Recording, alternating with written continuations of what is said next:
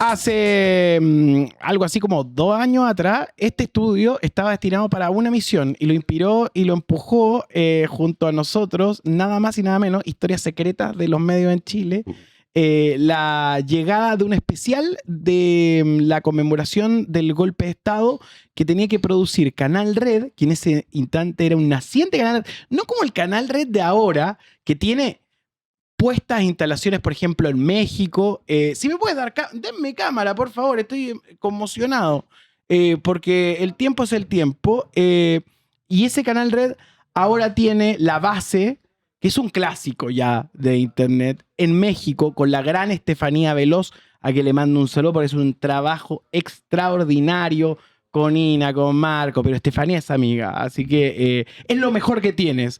Pablo Iglesias, ¿cómo te va? Un aplauso para Pablo Iglesias, un clásico. No, aplauso para ustedes. Una institución. Compañeros, un placer estar aquí y además un momento muy especial porque fue en este estudio que yo creo que lo estrenamos, ¿no?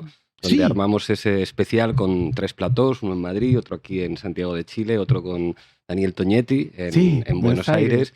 Hicimos un programa que yo creo que funcionó muy bien, que fue como muy emocionante, pues hablar de lo que había representado el golpe, de lo que había representado la experiencia de Allende en 3 ciudades del mundo, o sea, tratando de como de sacar de Chile aquella experiencia y entender lo que representaba para el conjunto de la izquierda, para el mundo, como Chile era, y en buena medida sigue siendo una caja de herramientas para pensar la política, y fue muy emocionante armarlo con ustedes acá. Trabajamos en esa oportunidad. Pablo, fuiste vicepresidente del gobierno español y luego un divulgador y académico, pensador de los medios de comunicación y los formatos de comunicación. Estar en el poder arriba es una cosa sorprendente, pero más es evolucionar y avanzar, como es tu caso. En ese sentido, el presidente Gabriel Boric está saliendo del poder en este momento. ¿Cuál sería tu consejo? Bueno, haz un podcast. Sí, podría ser. Se atribuye a Allende haber dicho aquello de estar en el gobierno no es estar en el poder, y esto es así. O sea, yo muchas veces digo que creo que tengo más poder ahora como director de Canal Red que el que tenía como vicepresidente del gobierno. En estos días en Chile me ha ocurrido una cosa muy llamativa. La última vez que yo estuve acá fue en 2023, sí. En el 11 de septiembre, y estuve también en Recoleta, en una cosa que armaba Jadue entonces, el Partido Comunista, y allí me conocí a alguna gente, pero alguna gente. O sea, digamos que en general... eso es. Entonces no era la fiesta de los abrazos. La fiesta de los abrazos ha sido ahora, entonces era como unos actos que habían armado en Recoleta, pero como en el mismo lugar. Creo que era Feria del Libro. Puede ser. Pero era el mismo tipo de perfil de gente que había allá. Y entonces pues me reconocían algunos cuadros de la izquierda que me podían conocer pues por haber sido secretario general de Podemos, por haber sido vicepresidente de España. Ahora me conocía todo el mundo, y no por eso, sino por la base. Eso quiere decir que 2 años después el instrumento que construimos resulta útil para gente en Chile que ve un programa que hacemos en Ciudad de México y hacemos en Madrid también. Hay una versión Latinoamérica que es la versión de Estefanía, Marcos e Ina. Que se han llevado buena parte de nuestra audiencia. Sí, la versión Latam. Son muy buenos. Y está la versión, ahora podemos decir que es la versión Europa. Sí. O sea, en realidad... Castiza. En realidad, al principio, como decíamos, vamos a dividirnos los temas, pero ahora incluso a veces tratamos de los mismos temas con diferentes enfoques y funciona muy bien. Pero quiero decir con esto que lo que tratamos de armar, que es como entender que la política se puede hacer desde muchos sitios, efectivamente puede funcionar. Y yo no sé lo que Gabriel querrá hacer después de ser jefe de Estado, pero lo que sí me gustaría que todos los cuadros políticos entendieran, que hacer política no es exclusivamente tener un cargo público, tener una representación, ocupar posiciones de gobierno o, digamos, estar en la movilización social, que hay otra serie de áreas que normalmente pues, la izquierda ha entendido que podrían ser más o menos neutrales o destinadas a profesionales que en principio no se comprometen con nada y que en realidad son los grandes terrenos de combate político, y el de los medios es el gran terreno de combate. Estamos en un momento histórico en el cual efectivamente TikTok, YouTube, lo que sucede en X, modelan el debate público sumado a las estructuras de los medios de comunicación tradicional, que tienen un peso, un hándicap que también suma a la construcción de realidad. Canal Red instala una respuesta muchas veces a la realidad que te van contando y te van deglutiendo.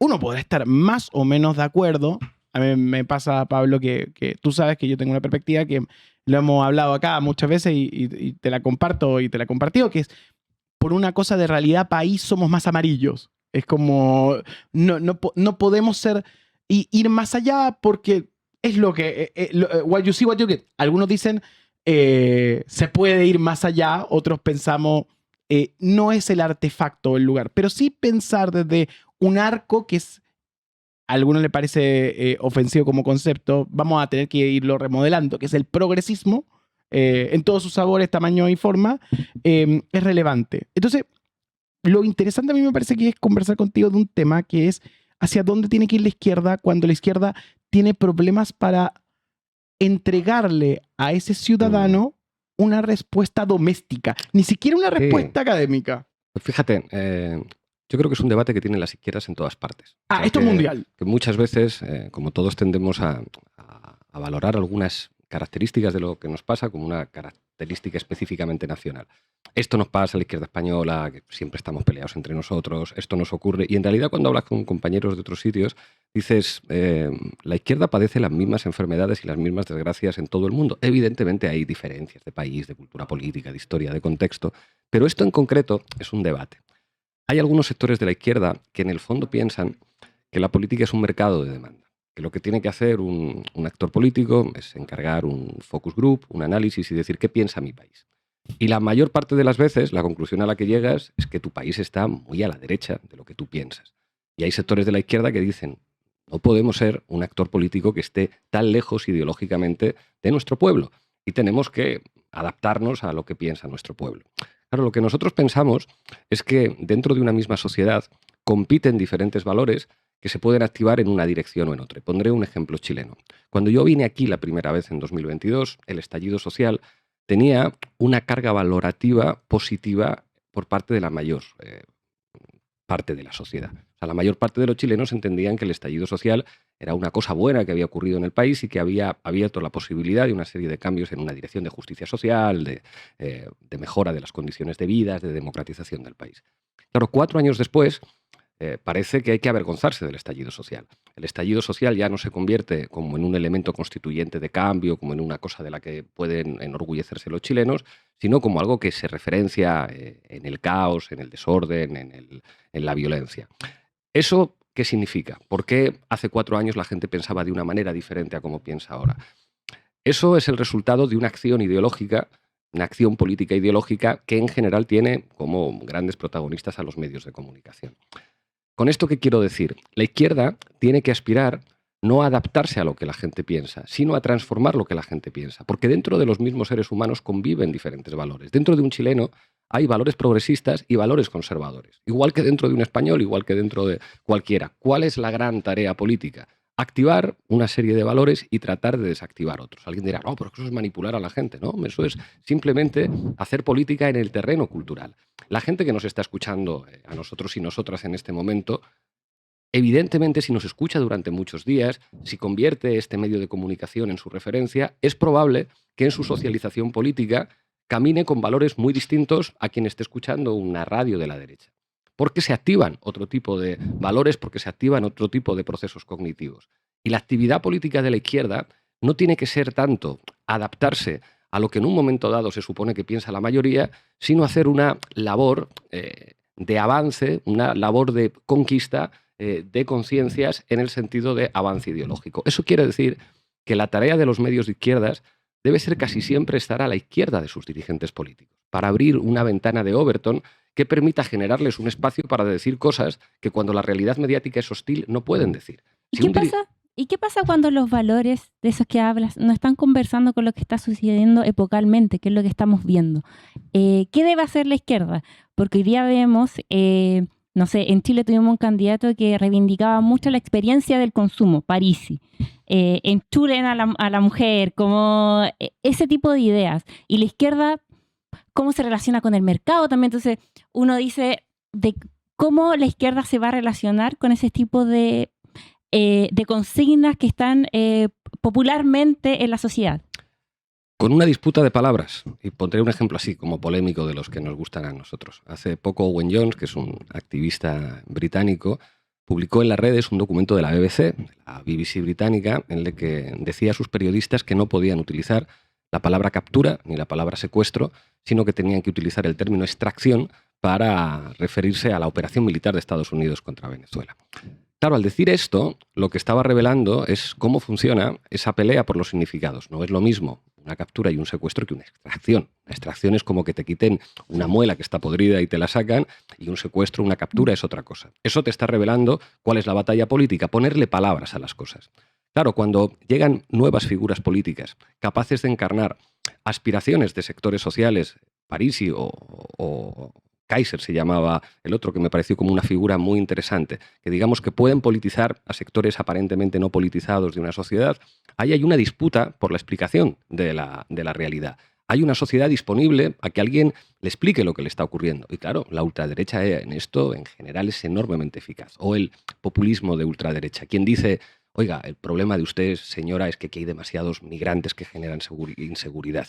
Su problema es que no es que no pueda pagar el alquiler, no es que no tenga una sanidad pública, no es que sus hijos no puedan pagar ir a la universidad. Su problema es que hay un migrante que le puede robar el bolso, señora. Y no puede haber ese problema y el otro problema juntos. Sí, ¿A qué voy? Claro. ¿A qué voy? De pronto uno elige las palabras pensando en no herir las susceptibilidades de una audiencia que ha sufrido los embates de un proceso muy complejo, que es el venezolano, que tiene muchas capas, claro, y muchas épocas.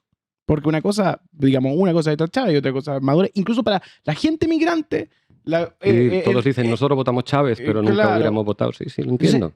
Se da que nosotros mismos tenemos la discusión editorial como decir, ok, vamos a utilizar estos términos porque pensamos que la gente sufre embates involuntarios de procesos que no tienen políticamente que ver, pero efectivamente le molesta que le atiende en una tienda de conveniencia, porque siente amenazado su puesto de trabajo, cuestión que antes las izquierdas se preocupaban de mantener y pensar. O sea, hay un cambio por la gig economy, por la migración, muy grande, Pablo. Entonces hay un espíritu de época muy, muy propio que tú has abordado desde Canal Red, que tiene muchos productos, interesantes entrevistas, lo pueden ver y seguirlo en YouTube. Y dentro de eso también hay una pregunta pendiente, que es la televisión. Claro.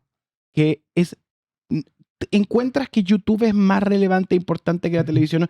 A mí me pasa a veces que sí lo pienso. Hay días en que digo, realmente estamos en la misma pantalla, en la misma botonera, un contenido de Canal Red está al lado de Antena 3, si el algoritmo te da, no sé si Antena 3, de La Secta, por ejemplo, están ahí en la misma dinámica, y ahí es donde se da la batalla por la atención. No sé si las ideas, pero sí por la atención. En ese sentido, tecnológicamente, ¿cómo piensas hoy? Por siempre se te pregunta cómo piensas políticamente o cómo piensas mediáticamente, pero tecnológicamente, ¿qué estás viendo? Estoy viendo como una transición hacia el formato vertical.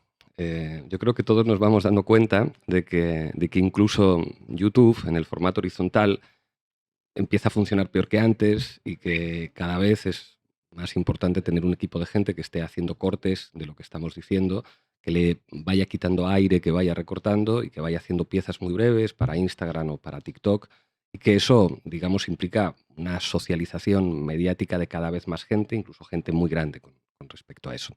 Yo creo que la televisión sigue siendo muy importante, pero la televisión convencional, la televisión, digamos, que ve la gente cuando prende el televisor en su casa, pero esa televisión, para ser relevante, cada vez tiene más necesidad de community managers que reconviertan la eficacia de sus contenidos a los formatos de las redes sociales, que además avanzan a una velocidad enorme. Y ahí lo que se produce es una disputa en la que en general la ultraderecha nos está ganando. Es como Trump es un fenómeno mediático.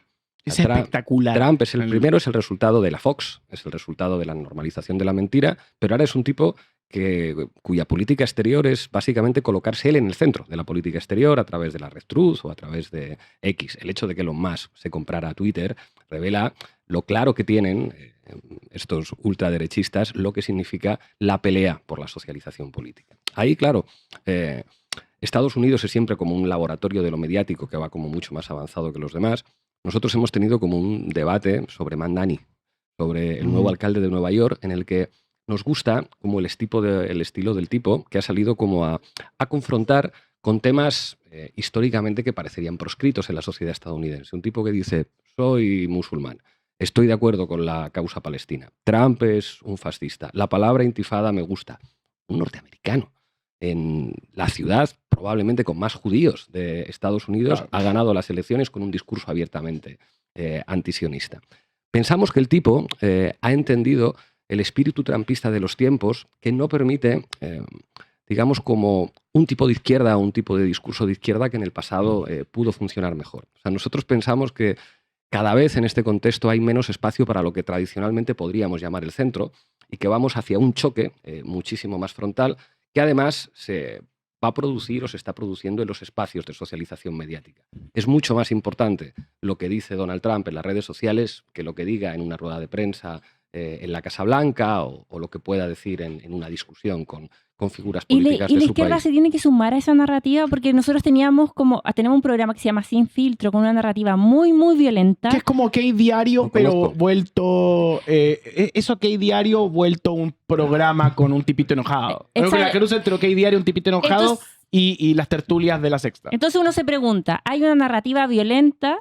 En eso la izquierda probablemente siempre va a perder en una narrativa violenta. Entonces, ¿qué debe hacer la izquierda en ese contexto? Muchos compañeros que me han hablado de este programa me dicen, cuando la izquierda va a esos programas pierde. La derecha gana siempre, pero la izquierda sale como golpeada. Comprender cuáles son las reglas del juego no quiere decir que hacer el mismo juego que hace la derecha, o sea, como copiar a la derecha, como mimetizarte, como ser una especie como de némesis de la derecha diciendo nosotros también vamos a hacer un programa ruidoso en el que no se argumente, en el que no se pueda hablar, solamente que vamos a defender cosas de izquierdas. Yo creo que eso que no funciona porque nosotros apelamos a un ecosistema de valores y de estilos diferentes. Pero eso no quiere decir que nosotros podamos, digamos, defender un tipo de comunicación republicana que podía ser útil hace 10 o 15 años. O sea, nosotros tenemos que ser capaces de decir, no, en esta época tenemos que ver cómo cortocircuitamos o cómo combatimos con unos tipos a los que no queremos imitar, no queremos parecernos a ellos, pero queremos derrotarles ideológicamente. Pero tampoco queremos estar en el otro lado de la sobreintelectualización de todos los temas, porque ahí perdemos también. También. Pero ahí la izquierda puede perder y no es tampoco el campo de la derecha. Entonces, como... Perdona, Josefa, yo creo que Sinsonte, por ejemplo, acá no es exportable. Es posible. Es posible que se... Sí. Como que es un lindo formato mexicano. Pero acá no es... Pero acá la gente querría un poco más de salsa, un poco más de velocidad, un poco más de... Puede ser. Y en cada país hay como... Pero, o sea, no es por echarnos flores, pero el formato de la base... Este año ganamos como el premio al mejor podcast de iVoox en España, compitiendo con 2 podcasts de ultraderecha. Y ganamos nosotros. Y nuestro formato no tiene nada que ver a los formatos de la ultraderecha. Es un formato que pretende ser muy riguroso, muy serio, dando muchos datos, pero al mismo tiempo como muy ágil, muy rápido. O sea, creo que hemos inventado un formato en el que somos nosotros mismos, en el que las cuestiones intelectuales que nos preocupan están, pero con una traducción que hace que las visualizaciones sean como muy altas y como que podamos ganar a algunos youtubers de ultraderecha y que podamos ganar a algunos medios de ultraderecha. Eso implica una reinvención permanente de lo que haces. Es probable que dentro de 3 años el formato de la base se haya quedado viejo y lo que ahora parece como muy innovador y como que funciona muy bien, en 3 años de repente empieza a envejecer porque la velocidad de las transformaciones de los formatos es enorme. Y luego hay una cuestión que es probar. O sea, como hay que probar, o sea, no hay un libro que te diga este es el formato de programa. O sea, los que hemos trabajado en los medios de comunicación a veces ves, no sé, caiga quien caiga, que inventaron los argentinos y dices, wow, o sea, en su momento aquello era una genialidad, lo replicaron en muchísimos países, acá también, y dices, ¿replicar el caiga quien caiga en 2026 funcionaría? A lo mejor sí, o a lo mejor no, pero... La vez que se volvió a hacer en España el 2024, fatal, no funciona. Pablo, tú estuviste en 2023, ahora llegaste con Kast como presidente electo. Primero, ¿cómo ves al presidente Gabriel Boric ahora de salida y cómo crees también que la izquierda internacional lo juzgará, por así decirlo? O sea, yo ahí tengo una relación muy compleja porque le aprecio mucho a nivel personal y me parece además una buena persona, me parece un tipo honesto.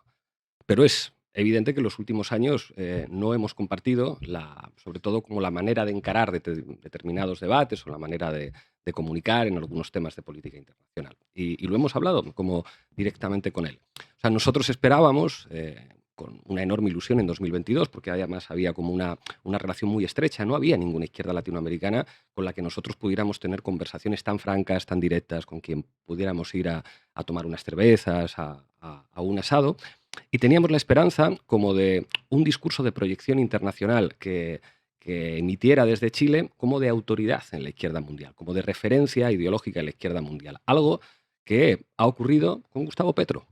Es decir, no es que Gustavo Petro tenga condiciones para hacer políticas mucho más de izquierdas que las que puede hacer el gobierno chileno, pero sí ha entendido que su relación con los temas y su relación con las redes sociales era diferente y que quería ser como un actor más disruptivo en la política internacional, aunque sus posibilidades de transformación en el marco de la legalidad del Estado-Nación no fueran muy diferentes. Y sin embargo hemos visto a Gabriel y a los compañeros acá en una posición más prudente, entendiendo que ir más allá era alejarse mucho de lo que pensaba la sociedad chilena. Y seguramente, esto es una visión desde fuera, el resultado del referéndum de 2022, a nuestro entender, es como un jarro de agua fría sobre las expectativas como de transformación ideológica del país que tenía la propia izquierda. Es como compañeros que, sobre todo como en los últimos días de movilización, decían vamos a ganar porque estamos sacando mucha gente a la calle, porque, digamos, vuelve como el espíritu de las elecciones presidenciales, de repente dicen somos el 38 y pensábamos que éramos más del 50. Creo que ser el 38 es ser muchísimo. O sea, que es una cifra altísima, pero que eso genera como una decepción y es como, tenemos como que contener, nos hemos equivocado nosotros, no era un buen texto constitucional, dejaba fuera a muchos chilenos y nosotros decíamos, pero si el problema es la violencia mediática que hicieron contra su constitución, no es que ustedes lo hayan hecho tan mal. Pasan dos fenómenos. Uno es que el país premia la institucionalización, la premia, le gusta, el sistema, el mainstream lo apoya. Incluso dicen, crece la figura conforme pasa el tiempo y se vuelve más, de alguna manera, establecida la figura de Gabriel Boric. Podemos tener duda, podemos tener aprecio, pero lo importante es entender que así la sociedad lo enmarca y también esa sociedad participa en los medios de comunicación. En otro sentido, el proceso constitucional de 2022 alejó básicamente porque entendía a muchos grupos pequeños y no al gran grupo de chilenos que trabajan, por ejemplo, en empresas privadas y otro tipo de manifestaciones. Pero Nicolás, es que eso es un relato. Es un relato muy bien hecho. Es que no, yo tengo una discrepancia. Creo que finalmente también es culpa de la izquierda no haberle explicado a la gente bien los beneficios del proceso. Yo habiendo votado con resquemores. Dentro de esa mismo, entendiendo también de que se hizo una campaña histórica en la cual intervino YouTube y otros. Te la doy. Creo que a nuestra izquierda y creo que a todas las izquierdas del mundo le falta algo que tú estás haciendo y me parece interesante, que es construir una iniciativa privada. Ah, por supuesto. ¿Por qué? Sí. Hace unos días teníamos una discusión acá y yo le decía, me decían, ¿qué tiene que hacer la izquierda? Y yo le decía, tienen que hacer una cadena de cafeterías con el objetivo de entender al 70% de la población que no trabaja en el Estado y más. ¿Por qué hay relaciones de tensión entre la lógica sindical y la estructura? Porque lo que quiero decir es, finalmente, creo que negarnos a la realidad del ciudadano de a pie, que a veces es muy veleidosa, y darle una mayor expectativa también puede ser una trampa. Ahora, en esa trampa muchas veces caen por estos relatos mediáticos que se han vuelto más sofisticados también. Claro, pero aquí hay algo, o sea, yo creo que por una parte todas las izquierdas tenemos como una tendencia por la cultura católica general como a culparnos a nosotros mismos de todo lo que ocurre. La autocrítica a mí me tiene aburrido. Claro, pero es que hay veces que es como que es exagerada. O sea, es como una persona de izquierdas, un dirigente de izquierdas sale a la calle y 18 fachos le dan una paliza durante 10 minutos y cuando queda completamente reventado, la pregunta que se hace frente al espejo es ¿qué he hecho mal? ¿Qué he hecho mal yo para que me den una paliza de 18 fachos? Y pues lo que has hecho mal es no tener a 19 compañeros para enfrentarte con ellos. Eso es lo que has hecho mal. La vocación popular, que se podría ver. Y la vocación de poder. la derecha tiene clarísimo lo que es el poder. O sea, la derecha sabe que el poder no solamente es tener diputados y no solamente tener gobiernos. La derecha sabe que tiene que tener medios de comunicación, sabe que tiene que tener empresas, sabe que tiene que tener a su gente en el Estado, a su gente en los jueces, en los fiscales, en los militares, en los carabineros. La derecha tiene clarísimo. Pero cuando la izquierda no ha tenido poder, ha tenido vocación popular. Y hoy día la izquierda no tiene vocación popular. La ha perdido, ¿no? No lo sé. O sea, no sé si ha perdido como es que la izquierda se hubiera alejado de la gente, pero digamos, lo que hace que la gente... O sea, nosotros hemos estudiado muchísimo, como todas las izquierdas, la experiencia de los 1000 días de Allende. Y en eso aprendíamos como el problema no es solamente el golpe militar. El problema es que hay una campaña de 3 años por parte de todas las derechas para convencer a la mayoría de los chilenos que el golpe de Estado estaba bien. Y ahí están los partidos, está el Partido Nacional, está el proceso de, digamos, de mover a la democracia cristiana hacia posiciones golpistas, pero también está la sociedad civil, están las mujeres de la derecha, están los gremios, los transportistas, está el Mercurio, están los empresarios, está el injerencismo de Estados Unidos, hay un trabajo ideológico dentro de los militares, de los que son como más o menos constitucionales, de llevarles hacia otro lado o de matarles, que también, digamos, como toda esa actividad también es compatible con el terrorismo de extrema derecha, con las acciones de falsa bandera. Es decir, la derecha tiene una noción del poder que dice, nosotros podemos perder elecciones, pero seguimos teniendo muchísimo poder. Y sin embargo, hay veces que la izquierda se cree la retórica republicana y dice, no, es verdad que existe la división de poderes. Es verdad que existen ejércitos neutrales, es verdad que existe una judicatura neutral, es verdad que existe una institucionalidad que va a responder profesionalmente al presidente, tenga el presidente las ideas que tengan. Y es como, eso sería muy deseable. Pero la democracia no es un proyecto ideológico, es una correlación de fuerzas que en general los sectores populares arrancan a los sectores oligárquicos. Pero los sectores oligárquicos, si se enfrentan a resultados de la democracia que van en contra de sus intereses, entonces se dejan de creer la democracia y hacen política por otros medios. Y sin embargo, parece que la izquierda tiene complejos a la hora de hacer política por otros medios. ¿Por qué la izquierda no puede tener una red empresarial afín? No, porque ningún empresario podría ser de izquierdas. Eso no es verdad. Es que lo que pasa es que igual hay discursos que subyacen a la sociedad. O sea, la izquierda, al decir eso, está perdiendo, porque tenemos una derecha que lo que hace es decir el sentido común. O sea, es de sentido común que la ideología de género es mala. Y lo que pasa es que eso es construcción de realidad y es por todos los elementos que está diciendo Pablo. Exactamente, claro. juega a eso. Entonces, como que la izquierda, esa narrativa de sobreideologizar o de sobredecir las cosas va a perder siempre. No es verdad. Y el ejemplo que ponías es el mejor. Tú, por ser mujer, sabes que lo que implica el patriarcado y la violencia patriarcal en todos los órdenes de tu vida, a la hora de encontrar un trabajo, en cómo te relacionas con los hombres, en cómo te relacionas incluso con compañeros, con hombres de izquierdas. Es decir, uno de los discursos ideológicos más potentes para enfrentar a la ultraderecha es el discurso feminista, porque tiene pues prácticamente a la mitad de la sociedad que le están diciendo cuál es su vida y le están diciendo que ha habido y sigue existiendo una posición de subalternidad si eres mujer. Y por eso el feminismo es el movimiento ideológicamente más eficaz contra la ultraderecha. Claro, se produce un fenómeno reaccionario. Cuando las mujeres, digamos, alteran la correlación de fuerzas y hacen que los hombres estemos mucho más incómodos en nuestra manera de vivir y relacionarnos, los hombres de izquierdas también, claro que hay un elemento reaccionario de no nos gustan las feministas, van demasiado lejos, esto va en contra de lo que piensa la mayor parte de la sociedad, pero no es verdad. Es como las mujeres que tienen ahora 25 o 35 años no piensan igual que las que tienen 20 años más, y eso es bueno. Es decir, han conquistado muchos derechos, han conquistado poder político y poder simbólico, pero claro, eso implica una pelea y un enfrentamiento. No hay ningún derecho que se gane, digamos, sin sangre. Es interesante, a propósito, bueno, estamos con Pablo Iglesias, uno de los grandes estudiosos del progresismo y la izquierda en Occidente. Nosotros tenemos que echarle leche, estamos en Chile. Pero, es un relato también, ¿no? Que los chilenos somos más amarillos. No es verdad. No es verdad. No, si nosotros lo intentamos, Pablo, no funcionó. Pero lo interesante del proceso es que tú has visto izquierdas de todo el mundo y estás viendo procesos de izquierda a nivel global. Y ahí tengo la obligación de preguntarte, además de Mamdani, que todo es como obvio, además de Sheinbaum, que todo bien, ¿quién te parece interesante como para estar mirando? A mí me gusta mucho Petro porque hace de la virtud necesidad. O sea, no es que Petro tenga una correlación como los mexicanos que dicen tenemos el Estado.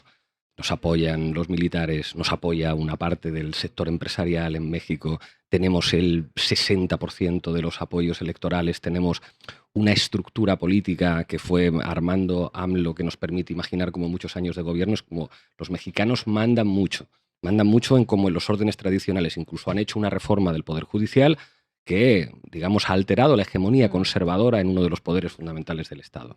Y en cambio, Petro es el primer presidente de izquierdas en milenios en Colombia, después de una experiencia de violencia política atroz, y sin embargo, él tiene como una convicción y a veces una intuición, porque también lo que nos gusta a veces de Petro es que no se controla a sí mismo tuiteando. Como presidente, son las 3 de la mañana, claro. ¿Qué está poniendo aquí? Pero nos gusta porque va al choque ideológico siempre. Porque tiene clarísimo que hay una pelea en las redes sociales y él no se coloca en la posición de no, yo soy un jefe de Estado, ¿cómo voy a usar X y Twitter? Tengo un equipo de community managers que solamente ponen trinos institucionales. No, él va directamente al choque. Si va a la ONU, va a decir cosas en la ONU. Evidencia las contradicciones. Algo muy importante que he visto en ti es que el tema de la OTAN, que has sido bastante crítico de eso, y cómo esa contradicción se está jugando en el orden geopolítico, y tú en el caso de España también has dicho cómo podemos estar en la OTAN si es que tenemos a Estados Unidos que está invadiendo a todo el mundo.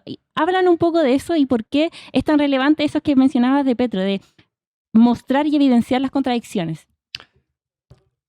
Hay gente que cree que hacer política es exclusivamente cambiar la vida de la gente. Cambiar la vida de la gente en términos materiales es muy importante.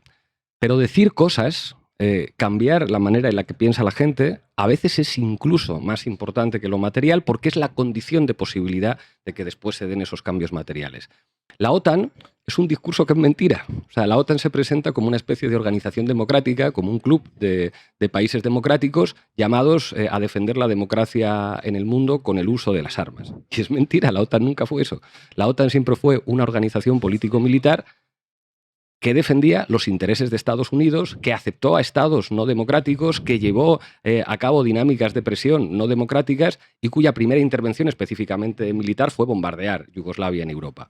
La OTAN es la prueba de que Europa no tiene autonomía estratégica ni geopolítica. Es un sistema en el que países europeos financian armamento y tecnología estadounidense y financian a una organización que tiene bases militares en territorio europeo y que trabaja para defender los intereses de los Estados Unidos. Te dicen, usted me paga la OTAN, usted me paga aranceles y usted es una provincia que organizo en función de mis intereses. Y en el último documento de seguridad nacional de Estados Unidos lo dicen abiertamente así. Claro, el hecho de decir esto, cuando nosotros lo decimos en España, coloca al PSOE en una posición enormemente incómoda, porque todavía no han sido capaces de armar un discurso creíble que diga por qué España debe estar en la OTAN, porque no se atreven a decir la verdad. Y es como, estamos en la OTAN porque Estados Unidos nos obliga a estar en la OTAN, no porque la OTAN sea una cosa buena. Entonces, cuando de repente tú llevas al adversario a una discusión sobre determinados términos incómodos, cambian las cosas. Pongo un ejemplo polémico con Venezuela. A mí también me preguntaban mucho en la televisión, ¿pero Venezuela es una democracia o una dictadura?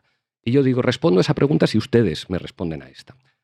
Pongamos que Venezuela es una dictadura. Entonces, ustedes que están sentados aquí afirman que Repsol está colaborando con una dictadura. Perdón, Repsol es una compañía petrolera de España. De capital español. Que estuvo el otro día reunidos con Trump, dándole las gracias, llamaron al Golfo de México, Golfo de América, le dieron como gentuza, como los ricos en general. Pero en España es muy difícil que un periodista se atreva a decir que una multinacional española es una empresa que está colaborando con una dictadura.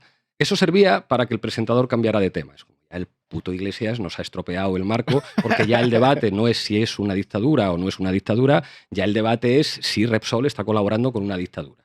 ¿Eso qué quiere decir? Que la pelea por las palabras, que la pelea por la jerarquía de temas, que la pelea por los enfoques es la gran pelea política. Y ojo, en esto estamos diciendo la verdad. Es como a nadie en la derecha del mundo le preocupa la democracia en Venezuela. A nadie. Les preocupa exactamente el petróleo. Entonces, cuando un tipo de derechas dice, oiga, es que eso no es una democracia, es como, usted es un sinvergüenza y un hipócrita. A usted no le interesan ni los derechos humanos, ni los presos políticos, ni la democracia en Venezuela. Usted quiere llevarse su petróleo. Claro, cuando chocas con esto y además estás diciendo la verdad, porque a la derecha le da igual la democracia en todo el mundo. Es como a la derecha chilena le importa que Dina Boluarte fuera una dictadora en Perú. o le importa que Milei esté destrozando Argentina o que Bukele efectivamente sea el jefe del Estado de una nueva dictadura, les da exactamente igual. Le importa en torno a, yo creo, la situación local en relación a la migración y al conflicto que eso pueda generar en la dinámica interna. No, también coincido que quizá no le importa la escala de lo que ellos profesan. En ese camino, durante años se profesó de que Europa desarrollaba a través de sus empresas estatales lugares donde la comunicación, por ejemplo, a través de Telefónica, no se profundizaba o no se evolucionaba a la velocidad de los tiempos. Hoy Telefónica se está yendo de Chile. También estamos viendo... De toda América Latina. De toda América Latina. Y estamos viendo de que Europa en sí misma se está encerrando como una instrucción como vamos a la base. Retorno a la base. Claro, pero... Entonces, la pregunta es, ¿ese cierre de Europa no es también una especie de habilitación del trumpismo y de sus ideas sin ningún tipo de contrapeso? Sobre todo desde una posición en la que los europeos parece que nos rendimos sin combatir cuando nosotros sí podríamos combatir. A mí me explicaron algunos compañeros en Chile que la máxima aspiración militar del ejército chileno, o su mayor objetivo estratégico, sería poder enfrentarse simultáneamente al ejército argentino, al boliviano y al peruano y derrotarles. Hasta ahí. Es decir, no hay una aspiración militar como de si se produce un movimiento tectónico geopolítico que pueda hacer algo más. Como para expresar, oiga, nosotros estamos aquí en una esquina del mundo y no somos China. Claro, pero es que Francia, que es el corazón de la Unión Europea, tiene armamento nuclear.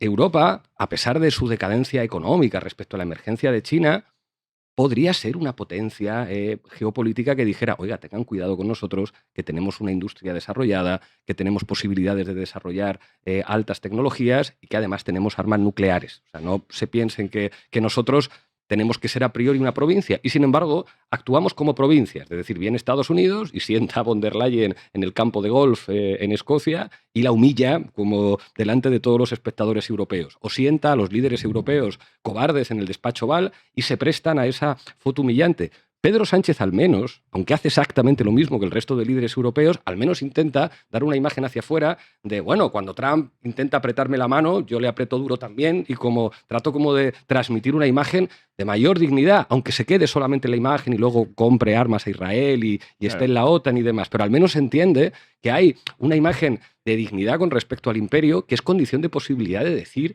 que en tus países hay democracia. Pablo, dos preguntas para cerrar. Pero primero, quiero tener a Pablo Iglesias. Siempre es un placer verte. Se te ve bien. Eres un hombre que no envejece, lo cual a mí me sorprende mucho.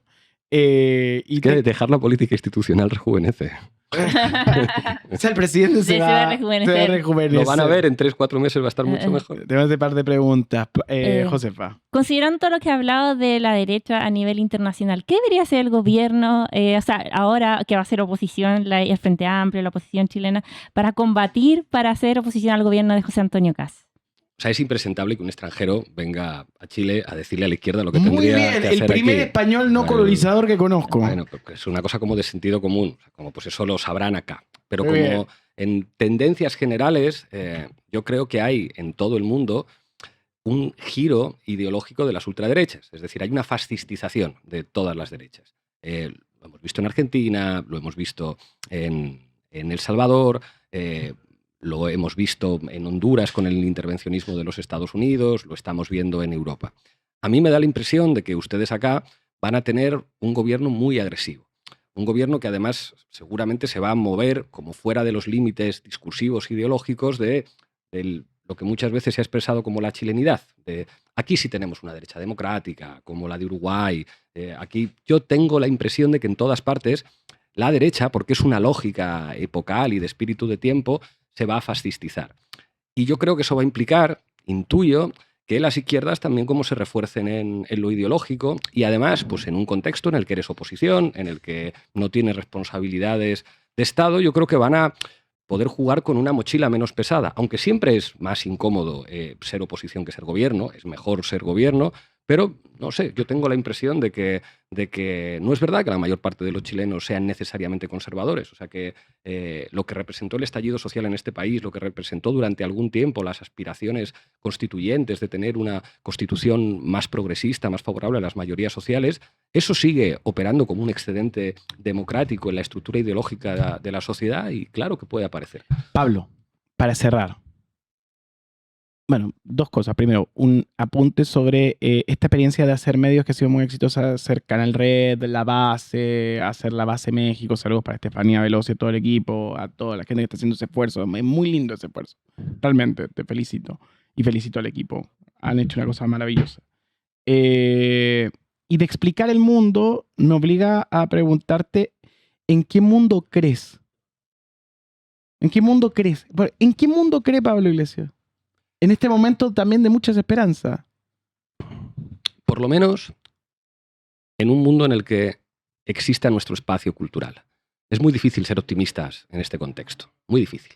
Es como cuando te dicen, no es que eres muy pesimista, ¿no? Soy un optimista bien informado. Pero eso no quiere decir que la política desaparezca, por muy mal que vaya el mundo. Y me gustaría como que, incluso cuando perdamos, incluso cuando seamos minoría, incluso cuando vengan los momentos difíciles, seamos capaces de sacar codos para que exista siempre una comunidad cultural de nuestros valores que es condición de posibilidad de ganar alguna vez. Para ganar hay que poder existir. Hace falta un núcleo que sea capaz de expandirse defendiendo un proyecto que no solamente es un proyecto económico, que es un proyecto ético, es un proyecto cultural, es un proyecto de valores. Yo creo que a cualquier persona de izquierdas educa a sus hijos y a sus hijas en unos valores determinados, que implican una manera de relacionarse con los demás, una manera de relacionarse con lo material. De hecho, por eso siempre la derecha cuando ataca a la izquierda dice ustedes son incoherentes, de izquierda si tienes un iPhone, de izquierda si conduces un... porque, digamos, como les ofende que haya un proyecto ético distinto, entonces constantemente le quieren dar la vuelta y decir no, ustedes no son como dicen que son. Que exista ese espacio cultural de valores, yo creo que es la primera aspiración porque es condición de posibilidad de que algo pueda cambiar. Hablando de estereotipos, ¿te gusta Bad Bunny? No, pero por viejo. O sea, aunque Copano dice que no envejezco, yo ya soy un señor muy mayor. Y esto, pues cuando hablo con la Irene, me doy cuenta de que ella todavía es una mujer joven que está como en la onda de determinadas transformaciones en la música y en la estética, y yo sigo en el rock and roll. O sea, yo soy un viejo rockero que le gusta ir a un concierto de rock y que, pues con mucho respeto a Bad Bunny o a las cosas nuevas que escuchan los jóvenes, pues me siento como un abuelo. Entonces, no es que no me guste, es que soy mayor. Pero igual te gusta lo que pasa en Hawái de... Sí, fue muy bonito. Entiendo lo que significa. Y la politización de Bad Bunny, y lo que hizo con la canción de Víctor Jara. Y, digamos, como es muy importante que una figura como él se politice, intervenga políticamente. O sea, es como, me interesa mucho políticamente Bad Bunny, pero en términos estéticos musicales, pues yo me he quedado en un viejo punk rockero de otra época, y uno, pues, o sea, no hay cosa más patética que alguien que a una cierta edad quiere pasar por 20añero, 30añero, no es nuestro caso. En la taberna no suena Bad Bunny. En la taberna puede que sí, porque viene gente joven a veces, y entonces pues la gente joven impone como sus gustos estéticos. ¿Y Zetangana suena? Yo tampoco puedo con Zetangana. Me gusta su honestidad. Sí. O sea, yo creo que fuiste tan honesto como político que ya no puedes ser político. Claro. O sea, pues como, aparte, Zetangana, antes de ser tan famoso y tan conocido, hacía rap y tuvo una polémica con un grupo, que es el que yo escucho y el que a mí me gusta, que son los Chicos del Maíz, y también por una cuestión de fidelidad a los Chicos del Maíz. Zetangana una vez me escribió... Militante hasta en la música. Sí, una vez Zetangana me escribió y me dijo, te invito a cenar. Y fue muy amable y le contesté como, bueno, pues lo miro y tal, pero fue como, no, porque tú tuviste un problema con un amigo y yo soy fiel a mis amigos, y aunque me parecería como muy interesante pues conocer lo que piensas, porque me parece un tipo muy inteligente que ha renovado la música, que ha sido capaz de convertirse en una referencia cultural en España y en América Latina, pero a mí la voz anémica me es ajena. Yo también soy de tu mismo club. Esta manera en la que los nuevos artistas cantan así como cansados, lo respeto mucho, pero es como, yo soy un abuelo, o sea, a mí me gusta el rap de antes, me gusta el rock and roll, es otra cosa. ¿Debiste tirar más fotos? Debí tirar más fotos, ¿no? Debí tirar más datos. Sí, lo conozco. Gran sección. Claro. Pablo, Ha sido un honor y un placer. Gracias a tu impulso también nosotros hemos crecido acá en este proyecto. Cuando nos invitaste a solucionar un problema que era hacer una escenografía para el especial de los 50 años del golpe, creamos esta escenografía y por eso mismo estamos muy felices de recibirte tiempo después ya con todo construido. Pensar que se hablaba de esto como una fantasía y llega y yo veo ahora la base y veo que está en México y cómo avanza y me emociona mucho. ¿La base Chile? Ojalá podamos armar algo aquí. O sea, ustedes saben que cada vez que vengo aquí busco alianzas, busco sinergias de cómo podríamos organizar algo aquí. Lo veo más cerca. O sea, creo que también por el trabajo de ustedes, por el trabajo de otros proyectos comunicativos, cada vez hay más conciencia de que hay que dar la batalla desde los medios. Ahora yo creo que sin la presión de estar en el gobierno, yo creo que va a haber mucha gente con ganas de combatir en ese terreno y ojalá podamos armar algo juntos. Yo creo que aquí hay, o sea, lo he visto además como en la fiesta de los abrazos, como a muchos militantes de muchas edades diciendo nos gusta lo que hacen y yo creo que podría haber espacio para un formato de ese estilo. Habrá que conspirar y ver qué hacemos. Ya te risa. Oye, Pablo, muchas gracias por venir. Ha sido un honor. Un gustazo, compañeros. Muchas gracias. De verdad, gracias a ustedes. Encantadísimo.